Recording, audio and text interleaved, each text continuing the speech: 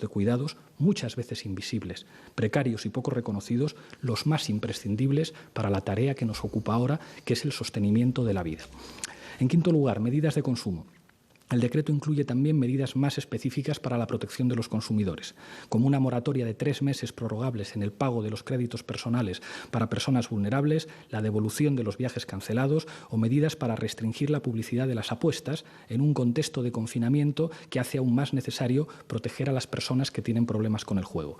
El ministro de Consumo podrá explicar con más detalle estas medidas. En sexto lugar, el decreto incluye también medidas en materia de igualdad. Por un lado, medidas de protección a las víctimas de violencia machista, de situaciones de convivencia forzosa con su agresor agravadas a raíz del confinamiento por la emergencia sanitaria y, por otro, medidas de impulso a la ejecución del Pacto de Estado de la violencia de género en materia de fondos que se tienen que transferir a las comunidades autónomas.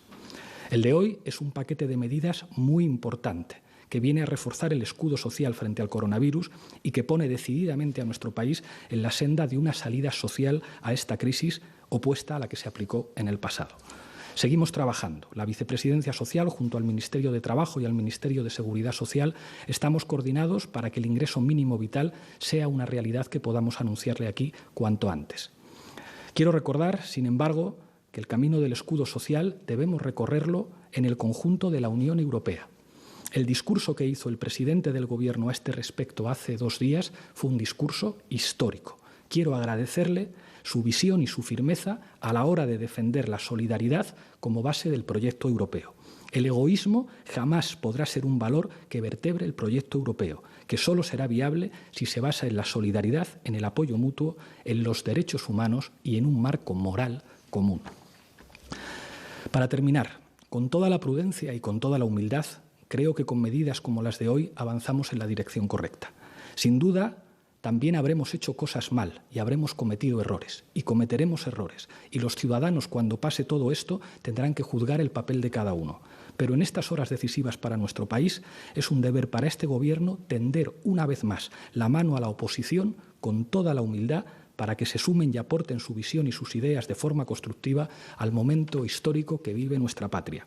El patriotismo no es otra cosa que defender lo común, es ser capaces de poner el interés general del país por delante de los intereses particulares.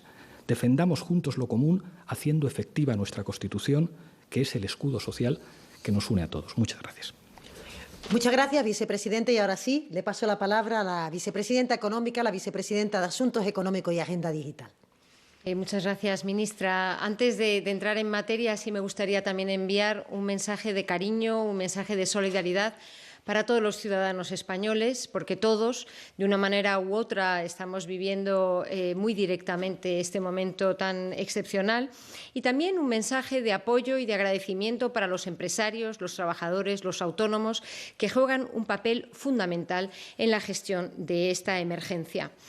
Antes de desgranar algunos de los elementos de este paquete, de este Real Decreto Ley, que ya han explicado mis compañeros y en particular el vicepresidente segundo, me gustaría compartir 3 reflexiones de índole general para proporcionar un poco el contexto en el que nos encontramos desde el punto de vista económico. Mi primera reflexión se refiere al necesario paralelismo en la respuesta sanitaria y la respuesta económica y social, como ha venido haciendo este Gobierno desde el primer día. Porque el buen funcionamiento de la economía y una pronta recuperación en cuanto se supere la situación de emergencia exige atajar la crisis sanitaria y evitar un colapso del sistema de salud. Al igual que la expansión del virus no es lineal, tampoco el impacto de las medidas económicas es el mismo dependiendo de la duración. La movilidad de las personas es clave para reducir el ritmo de contagio, como ha explicado muy bien la ministra portavoz, y, por tanto, el riesgo para las personas que puedan adquirir este virus. Y de esa misma manera, la duración de las medidas de restricción de actividad económica es clave para la recuperación, pero no tiene un impacto lineal. En otras palabras, cuanto menos dure esta situación excepcional, antes podremos poner en marcha paulatinamente también nuestra economía y recuperar la normalidad en ese ámbito. Esta es la razón de las medidas que hemos adoptado este pasado domingo para reducir adicionalmente la movilidad en la semana que resta hasta la Semana Santa.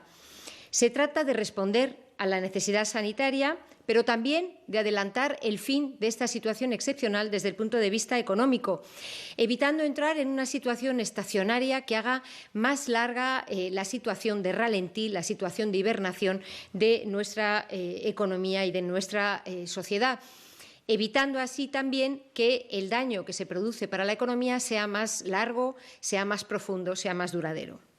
En definitiva, creo que no hay que contraponer economía y salud.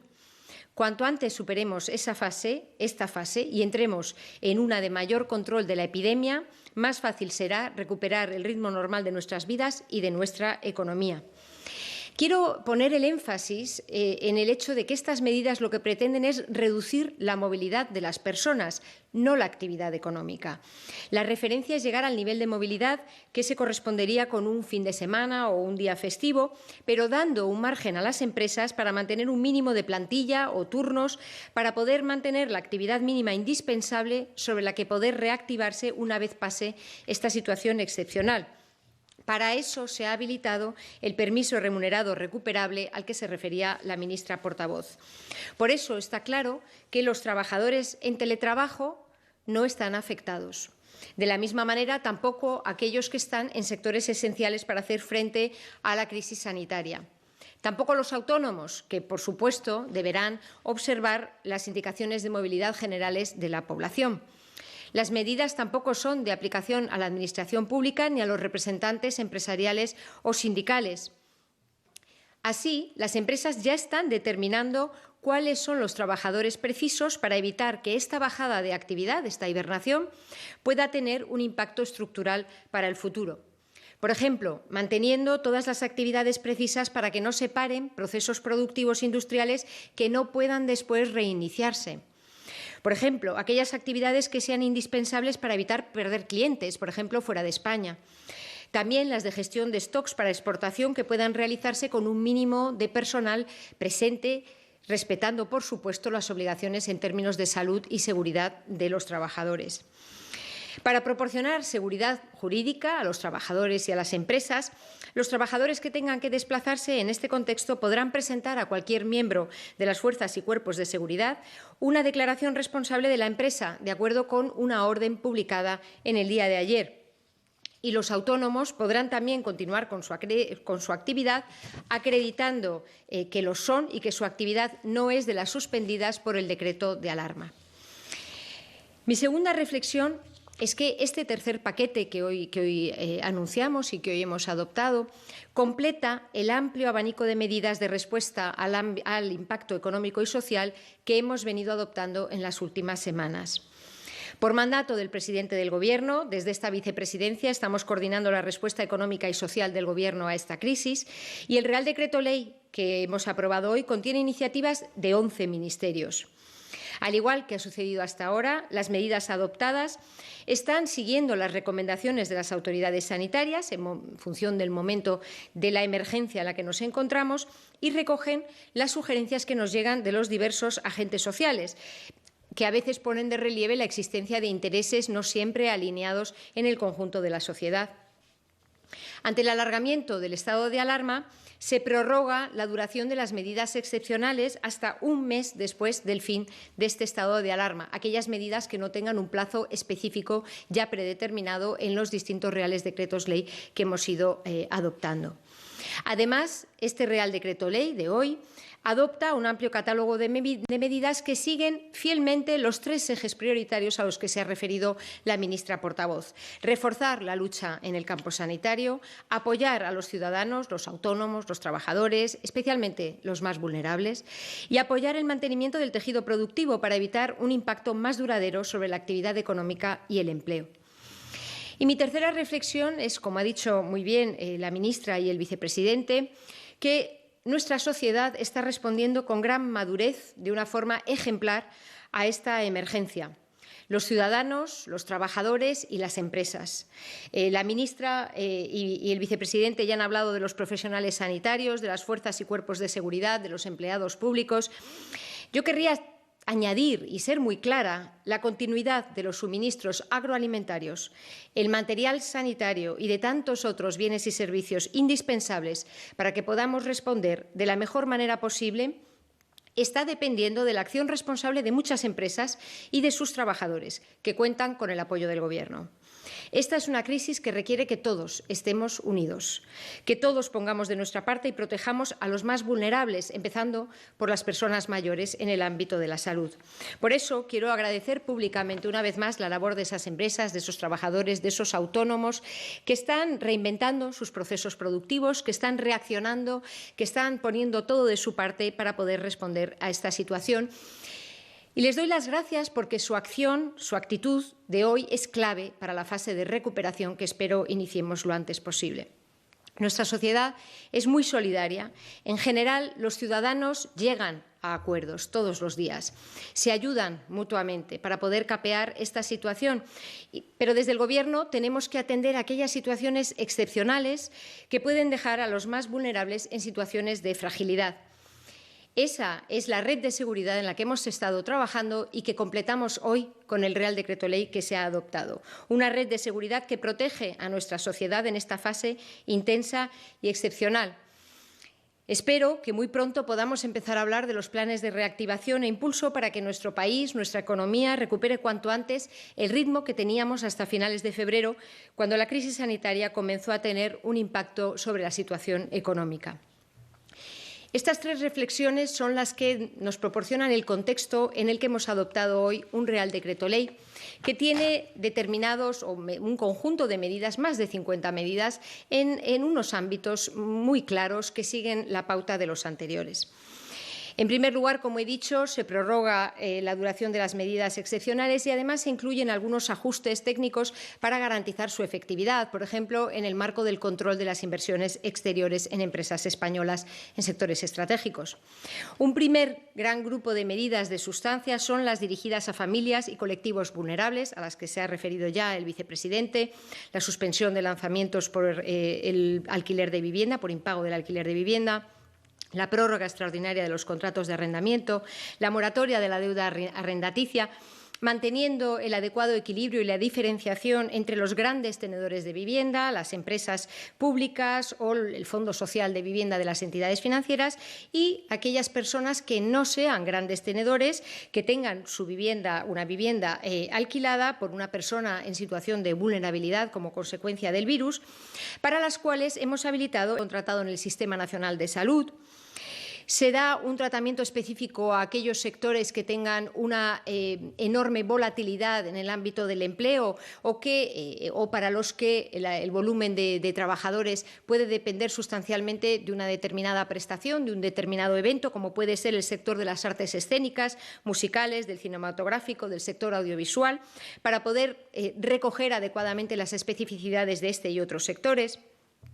También se permite la compatibilidad de la pensión de jubilación con el nombramiento como personal estatutario de los profesionales sanitarios para que se puedan reincorporar al servicio activo, por decirlo así, todas aquellas personas que así lo quieran hacer. También se facilita la colaboración voluntaria en el frente sanitario de todos los empleados y empleadas públicos.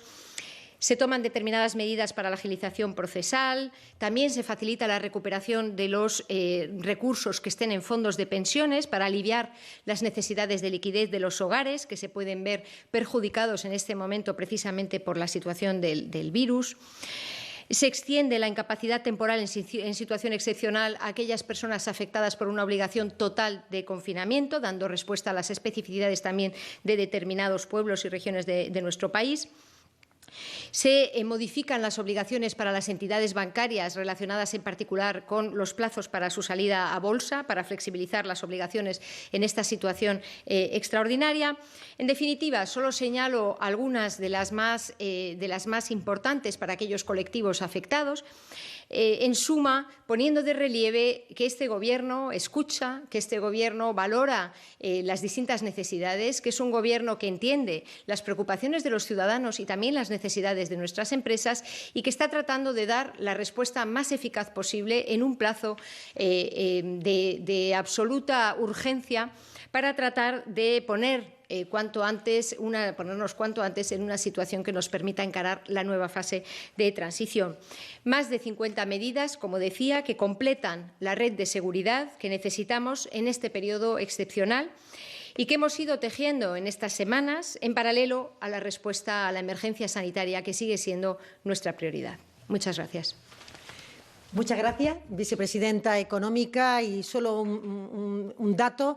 También el Gobierno ha aprobado un Real Decreto Ley de protección y asistencia a víctimas de violencia machista, en la que se refuerzan de forma breve, así se lo expreso, todos los servicios, tanto de información como de asesoramiento jurídico e incluida la atención psicológica, igualmente el normal funcionamiento del servicio telefónico de atención, los servicios de acogida, y se incorpora además como novedad la posibilidad de utilizar el alojamiento turístico para las víctimas de violencia machista durante este periodo. Se trata, por tanto, de seguir protegiendo a nuestras mujeres y de seguir poniendo a su alcance todos los recursos necesarios. Solo recordar el número de información y asesoramiento para las víctimas de violencia machista, 016, el teléfono de emergencia 112 091 062 y un nuevo servicio que hemos puesto a disposición de atención psicológica por WhatsApp. Muchas gracias y quedamos a la espera de sus preguntas. Buenas tardes, vicepresidentes y ministra portavoz. Pasamos a las preguntas. Hay muchas relacionadas con las críticas por las medidas adoptadas y la manera en la que se han tomado. Por ejemplo, pregunta Onda Cero a la portavoz del Gobierno. ¿Están informando a la oposición de los pasos y las medidas que se están dando por parte del Gobierno? El Periódico de Cataluña lo formula de esta manera: ¿por qué el Gobierno prefirió no hablar con la oposición ni abordar junto a las comunidades autónomas la detención del sistema productivo? Le formulo una más, en concreto de la cadena SER. La oposición critica que está al margen de todas las medidas que aprueban, a pesar de que necesitan ser convalidadas en el Congreso. En el caso del decreto aprobado el domingo pasado, PP y PNV ya han negado su apoyo. ¿Está pidiendo el Gobierno un cheque en blanco a la oposición, dada la situación crítica?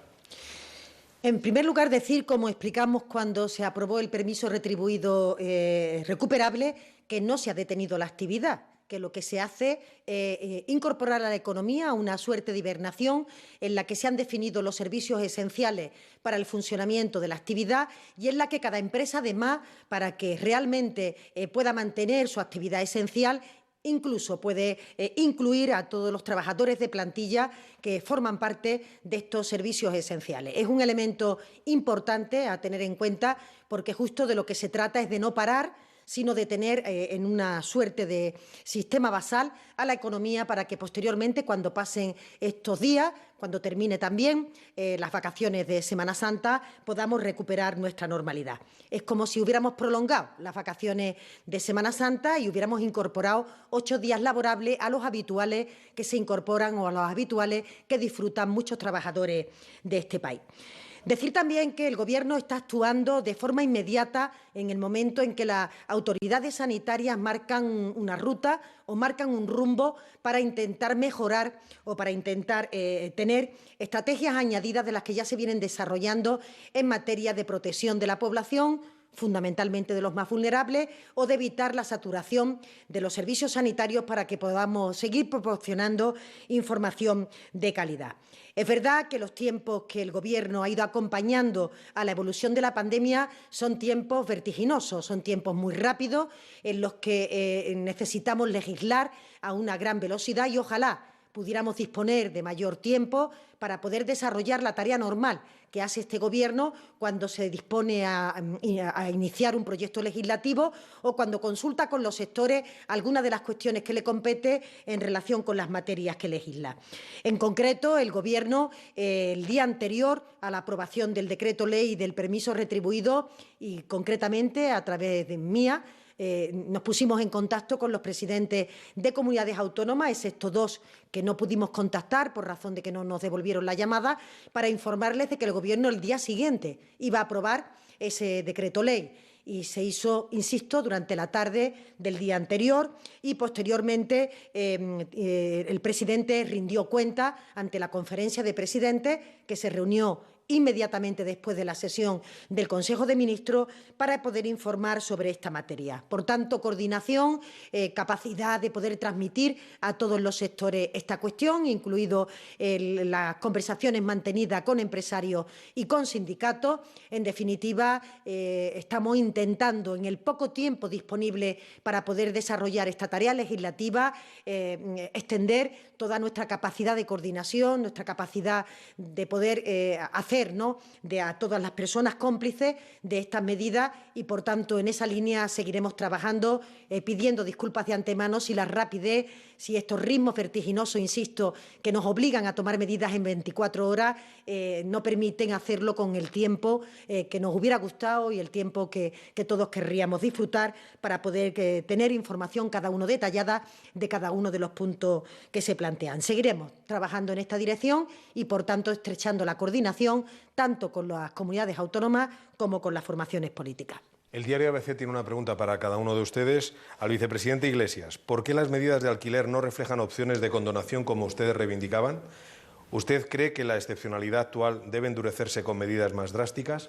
A la vicepresidenta Calviño, ¿cuánto puede aguantar la economía española en esta situación de parón? ¿Se contempla que la medida del permiso retribuido vaya más allá del 9 de abril o sería muy negativo por sus efectos económicos?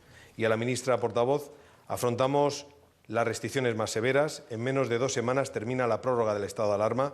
Si el fin de las medidas debe ser gradual, ¿asume ya el Gobierno una nueva prórroga del estado de alarma, aunque sea con otras medidas? Comenzamos por el vicepresidente Iglesias. Muchísimas gracias por las preguntas. Este decreto recoge una medida muy importante con respecto a los alquileres. Si se produce la situación en la que hay inquilinos en situación de vulnerabilidad que finalmente, después de haber recibido los préstamos a coste cero, no pueden pagar, el Estado no les va a dejar tirados y se va a ocupar de garantizar que nadie pueda ser expulsado de su casa por no pagar el alquiler. Lógicamente hemos trabajado muchos ministerios y quiero insistir en dar las gracias a todos los equipos que han estado trabajando para que finalmente podamos tener un decreto que efectivamente protege a aquellas familias vulnerables que como consecuencia de esta crisis se vean en la imposibilidad de pagar el alquiler o en la imposibilidad de devolver ese crédito. Y creo que eso nos debe llenar a todos y a todas de orgullo. Con respecto a la excepcionalidad, creo que la gente nos está viendo, entiende perfectamente que hay que salvar vidas. Y el mecanismo más eficaz para salvar vidas ha demostrado ser el confinamiento. Hoy un importante think tank británico, el Imperial College, ha explicado que las medidas de confinamiento que ha tomado España podrían haber salvado entre 6.000 y 35.000 vidas de compatriotas nuestros, de gente que vive aquí. Lo que el Gobierno descubrió es que en los fines de semana la paralización de la actividad hace que podamos dominar un poco mejor la curva. Y dominar la curva supone salvar vidas. Por eso es fundamental que todo el mundo entienda que los sacrificios que empresarios y trabajadores están haciendo tienen el objetivo primordial, primero, de salvar vidas, porque salvar vidas, evitar el colapso de nuestro sistema sanitario, es la condición de posibilidad de recuperar lo antes posible la actividad económica a un rendimiento mayor y asegurar la protección social. Creo que esto lo entienden todos los ciudadanos de nuestro país que están en sus casas, que lo más eficaz para salvar vidas, para dominar la curva y para poder recuperar poco a poco la normalidad es intensificar unas medidas de confinamiento para conseguir, como explicó el presidente, como ha explicado la portavoz, que todos los días podamos tener datos muy parecidos a los que teníamos en sábado y en domingo, que son los que nos permitían de manera mucho más eficaz dominar esa curva y, por lo tanto, salvar más vidas. Vicepresidenta Calviño. Sí, la economía española hasta finales de febrero mostró una enorme robustez. Hemos venido creciendo sin generar desequilibrios como los que frenaron nuestro crecimiento en el pasado y, por tanto, tenemos una base sobre la que podemos construir, una base que mantenía su dinamismo hasta finales de febrero, incluso algunos indicadores dicen hasta mediados de marzo. Yo creo que es muy importante que evitemos contraponer economía y salud. como he dicho anteriormente, para que haya un buen funcionamiento de la economía tenemos que atajar el problema sanitario. No es compatible con un buen funcionamiento de la economía el que estemos con unas medidas parciales de confinamiento que al final lo que pueden llevar es a desbordar los sistemas de nuestros hospitales, nuestro sistema sanitario y, en definitiva, también generar un funcionamiento ineficiente del conjunto de nuestra sociedad.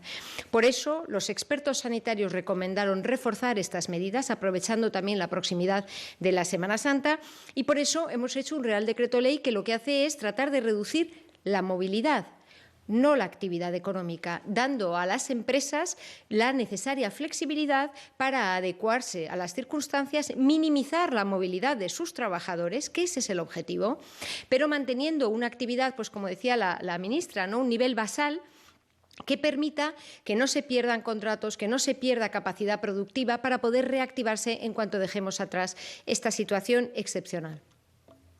Sí, en relación con la última pregunta, creo que evidentemente conforme pasan los días la comunidad científica tiene más certeza sobre el comportamiento de este virus y, por tanto, tendremos más capacidad de predecir cómo se pueden ir planteando las evoluciones de los propios contagios o de las situaciones que requieren hospitalización o del manejo mismo del paciente en las unidades de cuidados intensivos.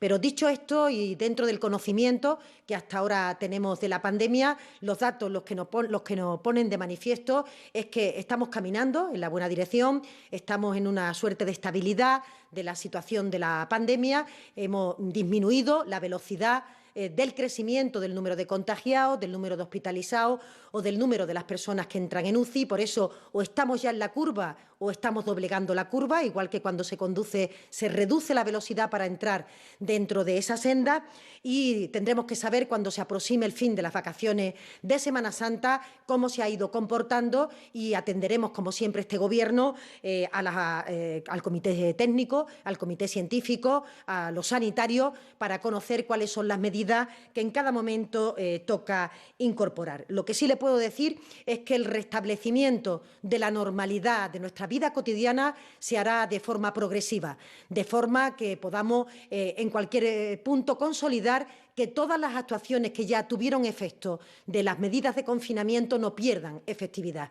Por tanto, la recuperación de la vida cotidiana de todos los ciudadanos se hará de forma progresiva y ojalá cuando llegue el momento del fin de las vacaciones de Semana Santa estemos en condiciones de ir adoptando esas medidas para que a la mayor brevedad posible todos podamos recuperar nuestra vida normal. Vicepresidenta, COPE le pregunta, ¿a los autónomos no les convence la moratoria? ¿Ven demasiada burocracia a la hora de pedirla? ¿Por qué no lo han tenido en cuenta? Bueno, a mí me parece que los distintos colectivos pues, han ido haciéndonos llegar distintas solicitudes. Y en estas últimas semanas, si hay un colectivo al que hemos atendido de manera especial, es el de los autónomos. Con una batería de medidas ya adoptadas la semana pasada, un conjunto de medidas adicionales adoptadas hoy, estamos hablando de la posibilidad de tener una moratoria sin intereses de la cuota correspondiente a los días trabajados en el mes de marzo, al margen de toda otra serie de retrasos, moratorias, flexibilidades, apoyo financiero que se está proporcionando por parte del Gobierno. Yo, en fin, comprendo que se pueda poner el énfasis en una medida específica, pero creo que eso no puede hacernos obviar el hecho de que los autónomos es un colectivo que está particularmente atendido por todas las acciones que hemos venido desarrollando desde el Gobierno en las últimas semanas. Vicepresidente, el economista, ¿puede concretar más las condiciones del subsidio por desempleo aprobado para las empleadas del hogar? ¿La base de cotización? ¿Durante qué periodo? ¿Si tiene carácter retroactivo? ¿Cuántas trabajadoras estiman que pueden acogerse? Gracias por la pregunta. Como es lógico, todos los detalles a propósito de este subsidio los dará la ministra de Trabajo. Nos parece fundamental plantear que hay colectivos especialmente vulnerables que estaban sin ningún tipo de protección, y hemos trabajado contrarreloj diferentes vicepresidencias, diferentes ministerios para darles una protección. Sobre los detalles de las medidas de consumo, los detalles de las medidas de igualdad, los detalles específicos de las medidas de trabajo, van a ser los ministros y ministras competentes los que expliquen todos los detalles.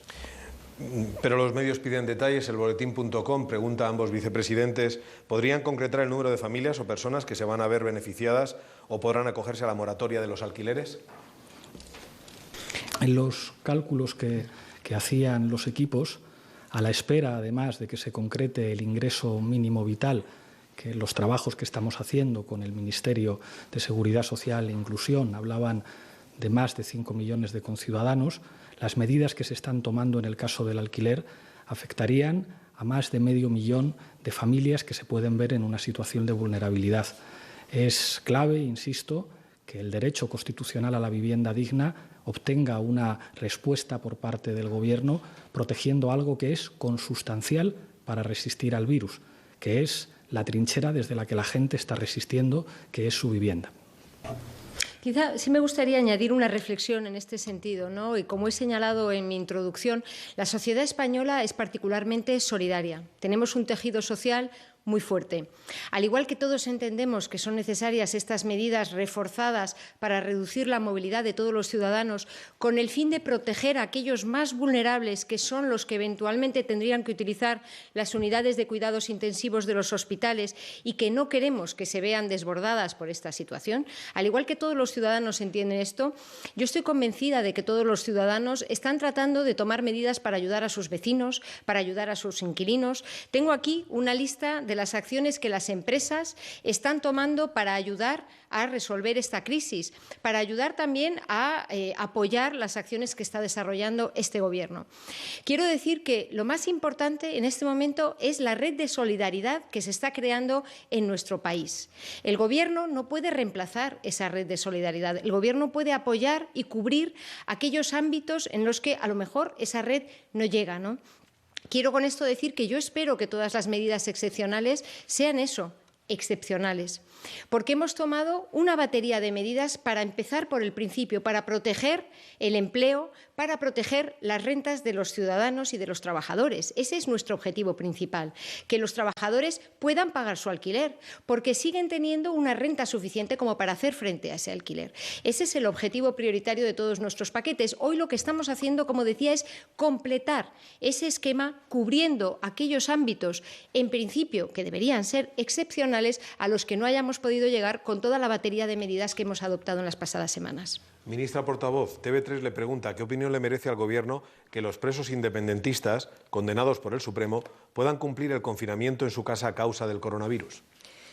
Como siempre, el Gobierno, cuando se nos pregunta a propósito de esta cuestión, es importante recordar que son las juntas de tratamiento y el juez de vigilancia penitenciaria el que tiene los instrumentos y tiene en su mano el saber y el conocer en cada momento en qué situación se tienen que encontrar cada uno de los internos que residen en nuestras prisiones. Por tanto, serán a ellos a los que les competa decidir sobre esta cuestión. Pero sí quiero aprovechar la pregunta para transmitir que el Ministerio del Interior está reforzando de forma estrecha la vigilancia sobre el conjunto de las cárceles de nuestro país, tanto en la protección de las personas funcionarias que atienden, que están diariamente en contacto con los internos, como la situación cuando se produce algún caso positivo dentro de este colectivo, de las medidas de aislamiento y, por tanto, de separación del resto de presos para que no haya ningún problema de salud evitable que se pueda provocar dentro de nuestras cárceles. Desde medios del norte de España, vicepresidenta Nadia Calviño, le llegan preguntas relacionadas con la industria electrointensiva. Por ejemplo, Radio Euskadi pregunta: ¿va a adaptar el Gobierno las restricciones de la actividad industrial a las características de Euskadi, que pide flexibilidad para mantener una actividad mínima en la industria electrointensiva, como ya se ha hecho en Asturias? Y también desde la televisión pública, la televisión autonómica asturiana, le preguntan: la industria electrointensiva en Asturias sigue teniendo dudas con la aplicación del decreto que paraliza toda la actividad no esencial. Empresas como Arcelor, en teoría, podrían continuar su actividad, pero piden más concreción al Gobierno. ¿Se ha consensuado ya con las comunidades la lista de las empresas afectadas y las que no? Bueno, yo creo que el Real Decreto Ley que adoptamos el domingo es muy claro y dispone en su artículo 4 que las empresas tendrán que determinar o podrán determinar cuáles son aquellos servicios, si me permite la expresión, esos servicios esenciales, esos servicios mínimos que son imprescindibles para garantizar que la actividad se puede bajar durante estos 7 días y que se podrá reactivar fácilmente después. La industria electrointensiva es, por supuesto, una de las que tiene una actividad que no se puede parar. al igual que ocurre en otros ámbitos industriales de nuestro país.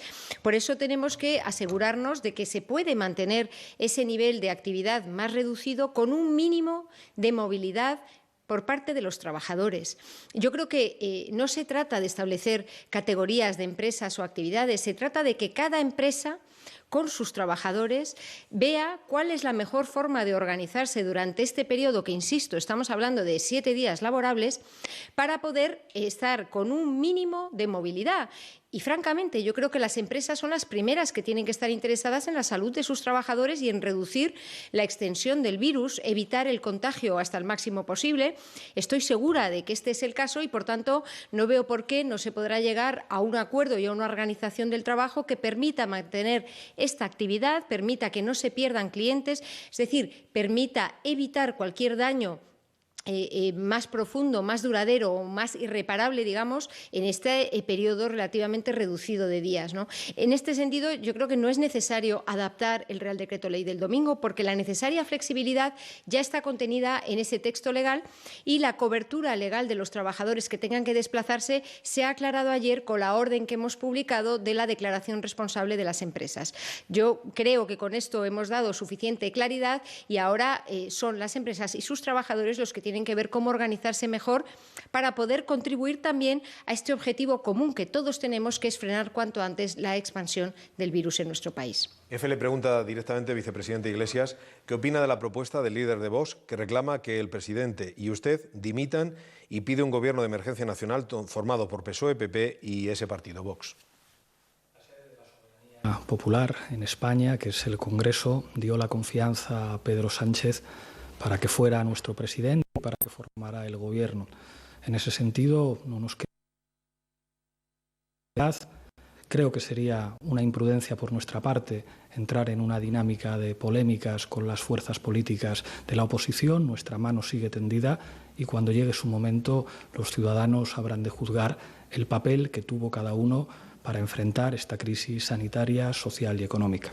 Vicepresidenta Nadia Calviño, Informativos Telecinco. ¿Qué pasa con la cuota de marzo que hoy han pagado los autónomos? ¿Se devuelve o ya es para abrir la medida?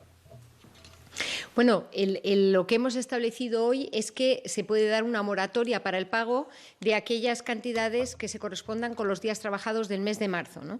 Aquellas cantidades que hayan sido ingresadas, yo entiendo que los autónomos podrán solicitar la devolución de la parte que no se corresponda. En todo caso, el Ministerio de Inclusión y Seguridad Social ha proporcionado hoy toda una batería de elementos de flexibilidad para facilitar al máximo posible la gestión por parte de aquellos autónomos, en particular aquellos que se hayan visto forzados al cese de actividad o que hayan visto reducidas significativamente sus ingresos.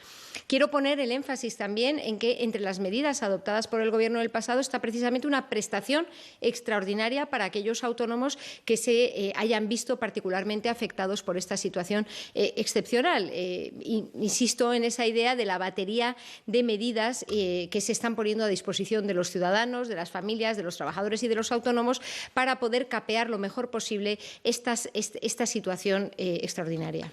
Ministra portavoz, el mundo insiste sobre las críticas de los partidos y le pregunta, ¿teme el Gobierno no conseguir el aval del Congreso a la paralización de las actividades no esenciales tras el rechazo del PP, de Vox, de PNV? ¿Se van a producir contactos con los grupos parlamentarios para garantizarse su respaldo? Sí, decir y reiterar que el Gobierno no ha paralizado la actividad económica, no ha paralizado ningún sector en particular de la actividad y, concretamente, lo que ha hecho es justamente disponer de una herramienta que es innovadora, que es creativa, como el permiso retribuido recuperable, para que aquellos que son servicios esenciales puedan seguir trabajando, pero aquellas empresas puedan determinar en su marco, en el acuerdo entre la empresa y los sindicatos, los trabajadores, cuáles son la plantilla que necesitan para mantener ese nivel de actividad basal, mínimo, que permita que cuando pasen, insisto, estos días de Semana Santa, podamos recuperar, reanudar nuestra actividad económica sin ninguna dificultad. Yo considero que el decreto ley que se somete al Congreso de los Diputados es un decreto ley razonable, que contempla medidas que son necesarias tras haber visto estos 15 días de confinamiento los técnicos, los expertos, y haber visto que prefieren una movilidad parecida al fin de semana pasado, que es por lo que se adopta esta nueva decisión. Y además, entre otras razones, no se entendería que alguna de las formaciones políticas que usted acaba de mencionar, en concreto el Partido Popular, que ha pedido durante semanas previas medidas de endurecimiento, incluso de parálisis de la actividad industrial, que en este momento no apoyara un decreto ley que justamente lo que intenta es modular esa situación y ir a un permiso retribuido que posteriormente los trabajadores devolverán a sus empresas. Sería una contradicción en sí misma pedir parálisis de la actividad económica y, por otra parte, no apoyar un decreto ley que endurece las medidas de confinamiento, aunque no paraliza esa actividad, pero sí permite que la movilidad se reduzca a los niveles imprescindibles. Creo que cada uno tendrá que obrar en consecuencia, pero esperamos, por supuesto, desde el Gobierno contar con la aprobación de los grupos políticos y, como siempre, previa a su aprobación, el grupo parlamentario y los grupos que componen este Gobierno hablarán con el resto de partidos políticos por si hay alguna cuestión que se quiera incorporar y, por tanto, para poder permitir la tramitación sin ningún tipo de problema. Ministra portavoz, el diario.es le pregunta ¿cuándo recibieron los datos o el informe de los expertos que les indicaba que era necesario endurecer las medidas de confinamiento y distanciamiento social? ¿Es esta una forma de esquivar el colapso de las UCI al que nos lleva la velocidad actual de la epidemia? El mismo día que el presidente anunció en los medios de comunicación su intención de convocar al Consejo de Ministros al día siguiente. Esto creo recordar que fue el sábado.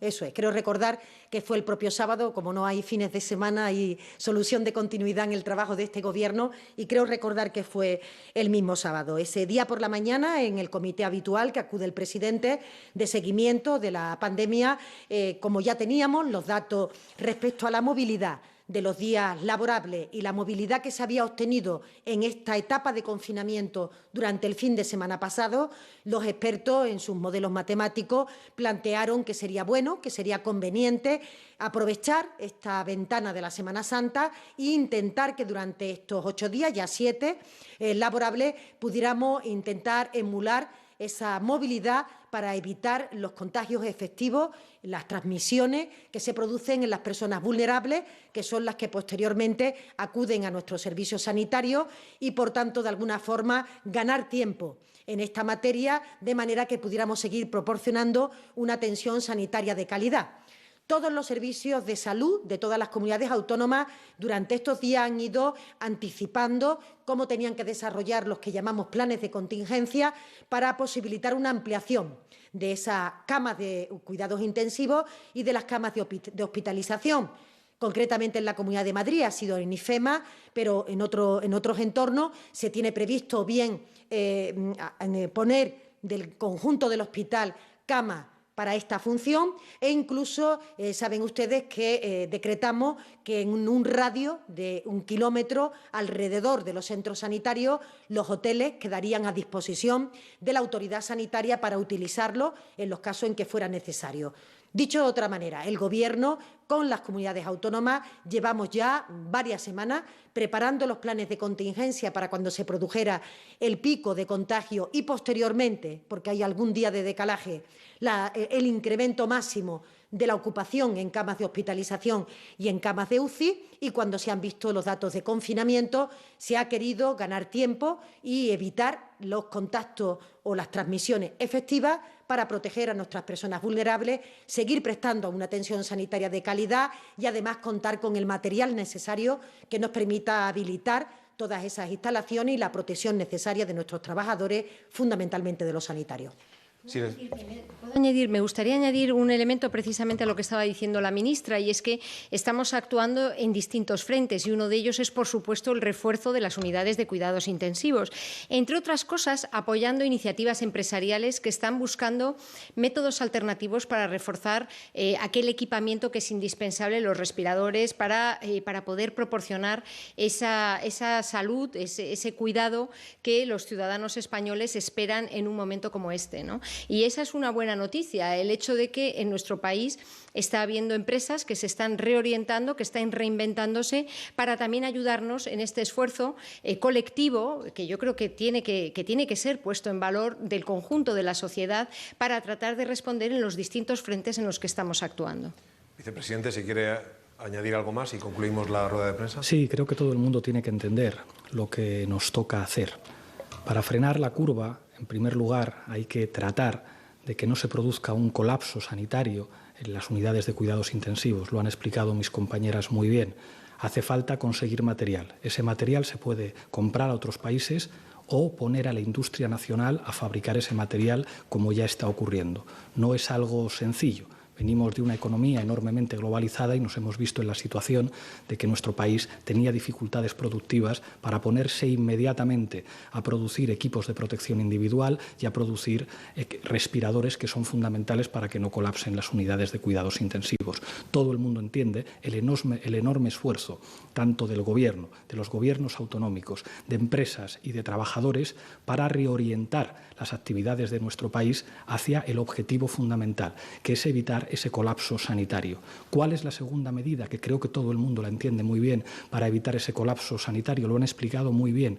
Hay que conseguir no paralizar, pero sí hibernar la dinámica productiva de nuestro país para lograr un nivel de confinamiento mayor, para que esos datos, como explicaba María Jesús, que los expertos nos han dado de los sábados y los domingos, sean también los datos del lunes, del martes, del miércoles, del jueves y del viernes. Eso implica esfuerzo por parte de todos los sectores sociales, porque si lo conseguimos, si conseguimos dominar la curva, salvando vidas, evitando el colapso de las unidades de cuidados intensivos, antes podremos poco a poco empezar a salir de esta situación de crisis. Y para eso hace falta que todo el mundo, independientemente de su posición, continúe haciendo el enorme esfuerzo que como país estamos haciendo para afrontar esta crisis sanitaria, social y económica. Terminamos dando las gracias a los medios de comunicación. Ojalá pronto nos veamos ya en contacto físico en esta sala, y gracias por la tarea de información y de educación sanitaria, redoblando el compromiso de este Gobierno con las empresas, con los trabajadores, con los ciudadanos, y expresando colectivamente el orgullo que siente este Gobierno de su pueblo, el orgullo que todos los ciudadanos tenemos que sentir como país. Muchas gracias.